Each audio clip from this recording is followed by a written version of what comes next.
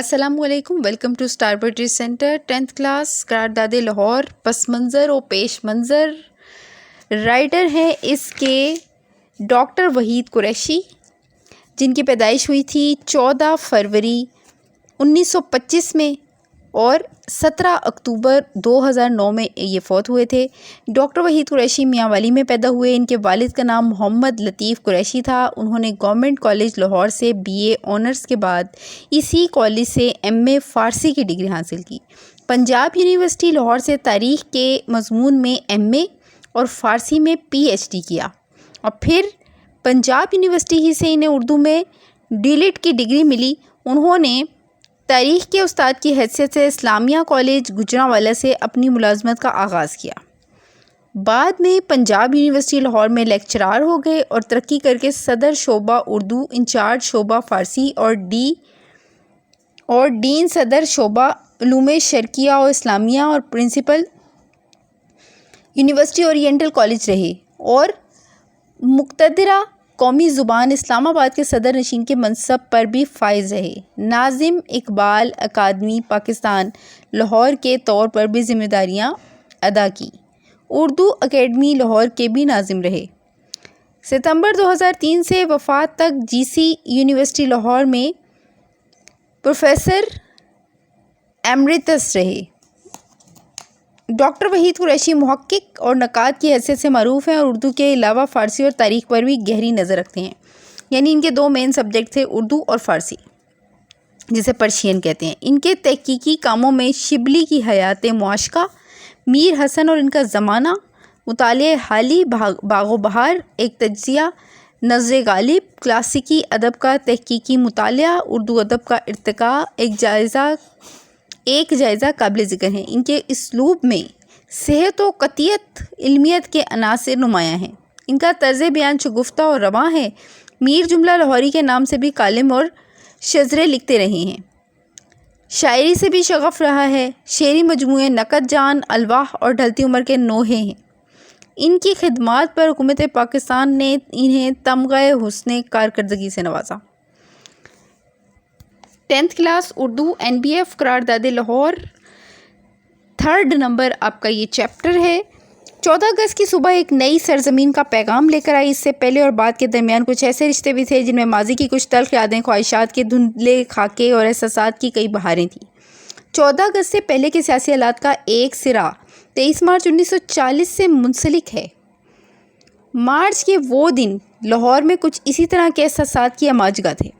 غم اور خوشی کے ملے جلے جذبات جنہوں نے 14 اگست کی صبح کو ذہن میں انگڑائی لی تھی، 7 برس پہلے کی ایک صبح سے گہری مماثلت رکھتے تھے۔ 1940 کی یادگار جلسے کی تیاریاں تکمیل کے مراحل میں تھیں کہ ایک شام خاکساروں پر بندش کا اعلان ہوا۔ تحریک کے رہنماؤں نے اس موقع پر طاقت کے مظاہرے کا فیصلہ کیا۔ لاہور کی گلی کوچوں میں چپ راست کی صدائیں بلند ہوئیں۔ خاکی وردیاں نکل کیے ہوئے بیلچے اور فوجی قواعد کے مظاہرے ایک ایسی طوفانی صورتحال کی خبر دیتے تھے جس میں کچھ کر گزرنے اور ٹکرا جانے کا عزم بھی تھا۔ عزم ارادے کو کہتے ہیں۔ جوش اور ولولہ، یعنی کہ جوش کہتے ہیں نا جذبے کو، ولولہ عزم و احتیاط کی حدیں پھاند رہا تھا، یعنی کہ لوگوں کا جوش اس قدر بڑھ گیا تھا کہ اب وہ بے قابو ہو رہے تھے۔ ایسے میں جب جوان رگوں میں خون تڑپ رہا ہو، احتیاط کے تقاضے کون پورے کرتا ہے؟ حکومت نے طے کر لیا تھا کہ جنگ کے بڑھتے ہوئے سایوں میں کسی کو سر اٹھانے کا موقع نہیں دیا جائے گا۔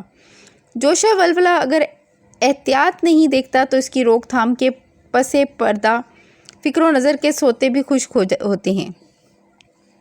خاکسار تحریک اس جوش اور ولولے کا ایک اظہار تھی جس میں برطانوی استعمار کے خلاف عسکری قوت کے سامنے صف آرا ہونے کا عزم تھا۔ ٹھیک ہے، برطانوی استعمار یعنی دوسرا وطن لینا کسی کا، یعنی برطانویوں نے ہمارے وطن پہ قبضہ کر رکھا تھا۔ عسکری قوت، عسکری فوجی قوت کو کہتے ہیں۔ ٹھیک ہے، صف آرا یعنی کہ جم کے کھڑے ہونا۔ 1930 کے بعد سے برصغیر پاک و ہند میں عسکری قوت نے کئی روپ اختیار کیے تھے۔ ہندوؤں، مسلمانوں اور دوسری اقوام میں خدمت خلق کے سہارے منظم ہو کر عسکری طور پر اپنے آپ کو ایک مرکز پر جمع کرنے کی کئی کوششیں ہوتی رہی ہیں۔ علامہ مشرقی نے خاکسار تحریک کو جس پیمانے پر منظم کیا، اس کے یک لخت ناکام ہو جانے کے بارے میں کئی رائے ہو سکتی ہیں، لیکن یہ ایک حقیقت ہے کہ جو وہ ہاتھ جو تحریک کو اس کے بام عروج تک لے جاتے ہیں بسا اوقات اسے سنبھال نہیں پاتے۔ منظم کرنے کے راستے اور تنظیم کو آگے بڑھانے کی تدبیریں بعض اوقات یکجا نہیں ہو پاتی۔ سر سکندر کے خلاف غیظ و غضب کا شدید اظہار ہو رہا تھا۔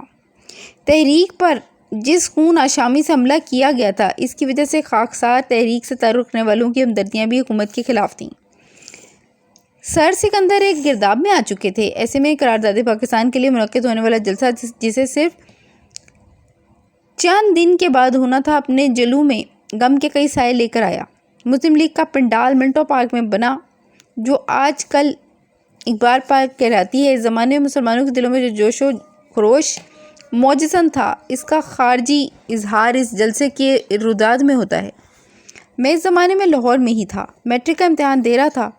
اسلامیہ کالج اور اسلامیہ اسکولوں کے طالب علموں نے پہلی جلسے میں قائد اعظم کی ولولہ انگیز تقریر، A.K. فضل الحق کا قرارداد پیش کرنا، نواب بہادر یار کی خطابت، مولانا ظفر علی خان کی شعلہ بیانی، خلیق الزماں کی آتش نوائی، قاضی عیسیٰ اور نواب اسماعیل کی تقریریں، جذبات کا وہ سیلاب تھا جس میں حاضرین بار بار نعرے لگاتے اور مستقبل کے خوش آئند منصوبوں کے لیے ہاتھ پاؤں مارنے کا عزم کرتے۔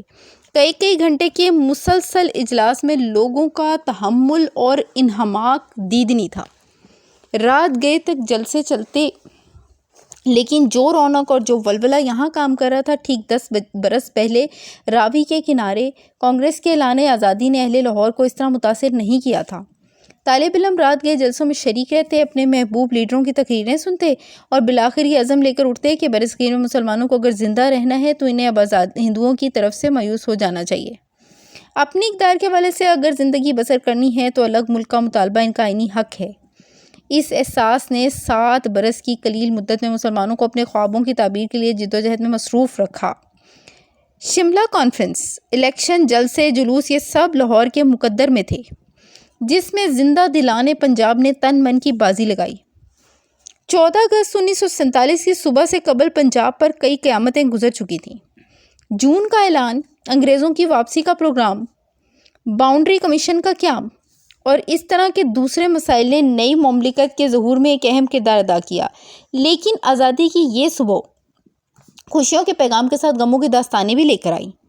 ان دنوں میں لاہور میں تھا۔ گورنمنٹ کالج کے نیو ہاسٹل کے دروازے کے باہر پولیس کی لاری کو جلتے ہوئے اپنی آنکھوں سے دیکھا، اور اس کے بعد ہندوؤں اور سکھوں نے جس منصوبے سے پنجاب کو خون کے دریا میں بدل دیا، اس کی روداد بیان کرتے ہوئے ذہن میں آج بھی عجیب سی ہلچل محسوس ہوتی ہے۔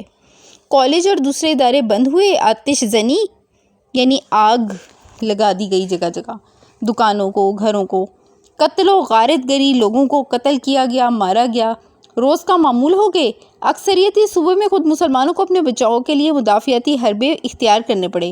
ان حالات میں مجھے لاہور سے باہر جانا پڑا۔ میرا یہ زمانہ سنبڑیال میں گزرا، جہاں والد صاحب ملازمت کے سلسلے میں مقیم تھے۔ پاکستان کی تاسیس کا اعلان بھی میں نے سنبڑیال میں ریڈیو پر سنا۔ یہ سیالکوٹ میں واقع ہے۔ سیالکوٹ کی حالت لاہور کے مقابلے میں زیادہ تشویشناک تھی۔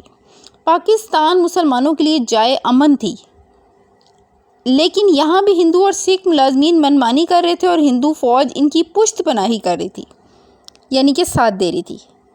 گرداسپور سے آنے والے مہاجرین عجیب المناک تاثر دے رہے تھے۔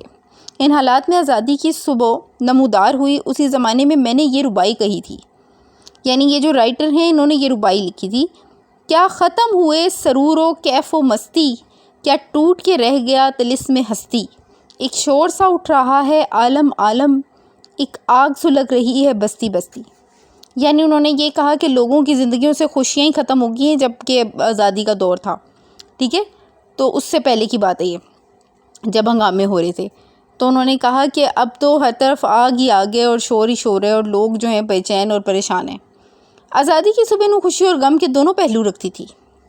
آزادی کی قربانیاں، مہاجرین کی آمد، مسائل کی یورش اور اندوناک مناظر کی فراوانی ایک طرف، سرحد پار کے مصائب کی داستانیں تھیں، اور اس کے ساتھ یہ اطمینان بھی تھا کہ اب مسلمان اپنے عقیدے کے مطابق، اپنی خواہشات کے مطابق اپنی دنیا بسا سکیں گے۔ پاکستان کی تخلیق مسلمانوں کی اجتماعی خواہشات کا نتیجہ تھی۔ انہوں نے یہ عہد بھی کیا تھا کہ وہ اپنے اقدار، اپنے کلچر کی حفاظت 2 قومی نظریے کے حوالے سے کریں گے۔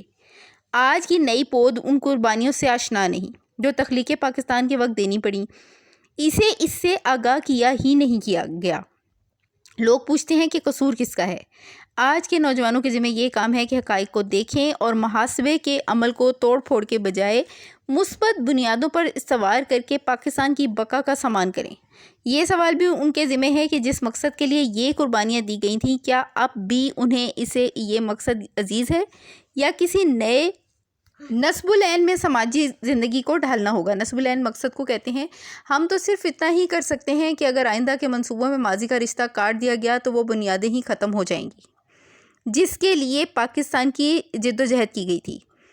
تاریخی عمل ایک مسلسل عمل ہے اور اس کی جڑیں مسلمانوں کی سیاسی، معاشرتی اور فکری زندگی میں پیوست ہیں، ٹھیک ہے، جڑی ہوئی ہیں، آپ کہہ سکتے ہیں۔ اس کے بغیر جو درخت بھی لگایا جائے گا وہ ہوا میں لگے گا، ٹھیک ہے، یعنی کہ جڑوں کے بغیر درخت تو نہیں ہو سکتا نا۔